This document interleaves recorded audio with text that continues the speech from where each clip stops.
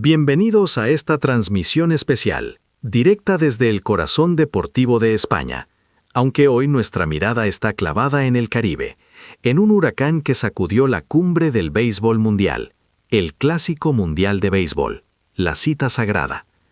Hablamos de Juan Soto, el superdotado, cuya renuncia repentina y su posterior declaración de que no podía seguir jugando al béisbol, un anuncio que es de por sí casi incomprensible para un atleta en su plenitud, desencadenó una onda de choque que redefinió la lealtad y el ego en el deporte profesional. La controversia explotó en la cara de todos, magnificada por las palabras cargadas de furia de su colega, Al Tatis Jr., y los comentarios de Taku que generaron una tormenta de críticas a nivel global. Pero la pregunta que flota en el aire, la que nos tiene a todos sin dormir, es esta. ¿Qué le pasó realmente a Soto? Y más importante aún, ¿cuál es el verdadero problema sistémico detrás de todo este caos? Para comprender la magnitud de este drama, debemos entender qué significa el CMB para un jugador de potencias como República Dominicana. Para ellos, no se trata de un torneo de exhibición ni de una extensión de la pretemporada de la MLB. La camiseta de la selección nacional tiene un peso casi litúrgico, un simbolismo que trasciende el éxito a nivel de clubes. Es la obligación ancestral con la tierra. Pero esa atmósfera casi sagrada fue profanada, destruida de la noche a la mañana, por un comentario casual proveniente de una superestrella. Todo comenzó con una entrevista que parecía rutinaria, justo cuando Soto se encontraba en la cúspide de su carrera, visiblemente nervioso por los rumores de un posible traspaso a los Mets de Nueva York, una sombra que planeaba sobre su estabilidad financiera. Lo que dijo es difícil de creer, y el contexto lo es aún más. Cuando un reportero le preguntó sobre su relación con Vladimir Guerrero Jr. y otros compañeros, Soto respondió, sin pestañear, que ellos están ahí para ayudarme a brillar. A primera vista, la frase podría interpretarse como una muestra de confianza absoluta en sus compañeros, quizás un respeto mutuo entre titanes, pero contenía una premisa peligrosa. No era el equipo, no era el país lo que lo protegía, era él, y los demás eran satélites.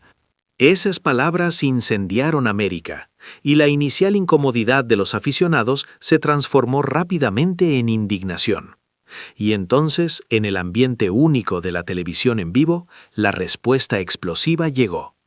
Bajo el microscopio de millones de espectadores, Vladimir Guerrero Jr. midió cuidadosamente sus palabras para expresar su opinión ante las cámaras. «Seré franco», sentenció Guerrero, con una calma que hacía aún más incisivo su dardo. «Es irreal que un jugador del Heat pueda pretender liderar solo a la selección dominicana.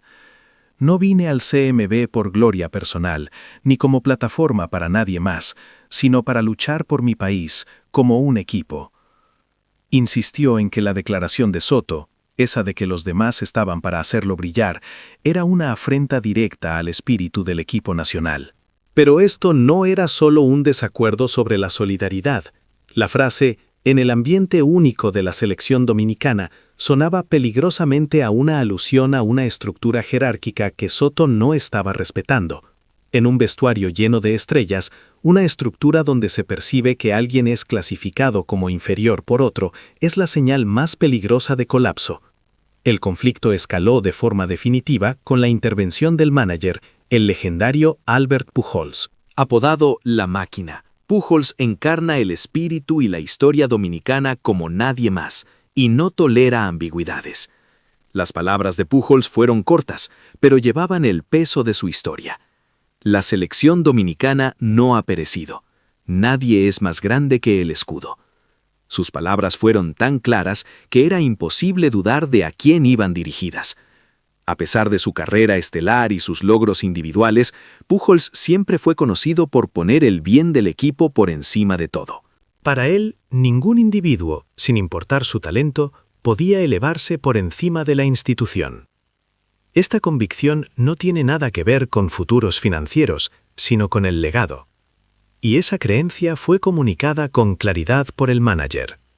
La tensión se propagó rápidamente dentro del club. Según varias fuentes internas, Pujols reunió al equipo y declaró que estaban listos para jugar. En el primer partido, Pujols sentó a Soto en el banquillo en lugar de alinearlo en la posición inicial. Esto no fue un movimiento táctico, fue un manifiesto sobre la actitud. Quien abrace los valores del equipo será tratado por igual. Los jugadores quedaron en shock al presenciar el momento en que la defensa del carácter se priorizaba sobre el talento individual. Pujols no estaba dispuesto a ceder. La selección dominicana ya había visto en el pasado cómo jugadores de talento inigualable eran apartados por desacuerdos de actitud, y nadie quería revivir esa pesadilla. La ironía es que, en el momento de su decisión, ni siquiera Soto entendía completamente la situación. Cuando la jugada de Pujols se hizo evidente, Soto dijo a los medios que aún no estaba seguro de si participaría en el Clásico Mundial, pareciendo insinuar que sí lo haría, manteniendo la puerta abierta. También describió su situación como de aislamiento e impotencia, sugiriendo que su talento era infravalorado y que sus compañeros lo habían malentendido. Su tono victimista, lejos de atraer a otros atletas a su causa, provocó una reacción adversa aún mayor. Y fue en ese momento, cuando el mundo creía que la renuncia de Soto era el resultado inevitable de un orgullo herido por el manager, cuando el verdadero giro de la trama se reveló. No fue el orgullo, no fue el choque de egos, fue el miedo. Aquí es donde debemos introducir la perspectiva de un agente veterano, conocido en la industria como el zorro, un hombre que maneja los hilos detrás del telón de los contratos. Soto no renunció por la bronca con Pujols, nos confió el zorro bajo estricta anonimidad. Soto renunció porque, según un análisis de riesgo que solo manejamos nosotros, la fricción pública en el CMB le restaba un 3% de valor a su inminente contrato de agente libre. El rumor de que iría a los Mets, las tensiones por la transferencia, lo que realmente lo paralizó no fue la pérdida de un partido, sino la pérdida de una cifra con 8 ceros. La presión de los $500 millones que se espera que firme nubló su juicio. Vio la controversia en el vestuario no como un desafío moral, sino como un riesgo financiero directo que podría ser explotado por los equipos negociadores. Su retirada no fue un acto de rebelión, fue un cálculo de costos. Escuchamos que Tatis Jr., al conocer esta perspectiva, comentó en privado: «No es que no pueda jugar béisbol, es que no puede jugar béisbol sin garantía absoluta». El terror a la inestabilidad contractual, a perder una parte de esa megacifra, fue su verdadero manager. El CMB, el sagrado clásico, se convirtió en una variable de riesgo inaceptable. El misterio se disuelve y nos queda la cruda realidad, la colisión entre el peso de la camiseta nacional, un espíritu forjado en la tradición y la pobreza, y la fría, individualista y multimillonaria calculadora del béisbol moderno. Y en ese choque de titanes, Soto eligió el único camino que, en su mente, garantizaba la supervivencia de su imperio personal, el camino del retiro preventivo. Es una elección que, irónicamente, manchó su legado nacional de una manera que ninguna derrota deportiva hubiera podido lograr.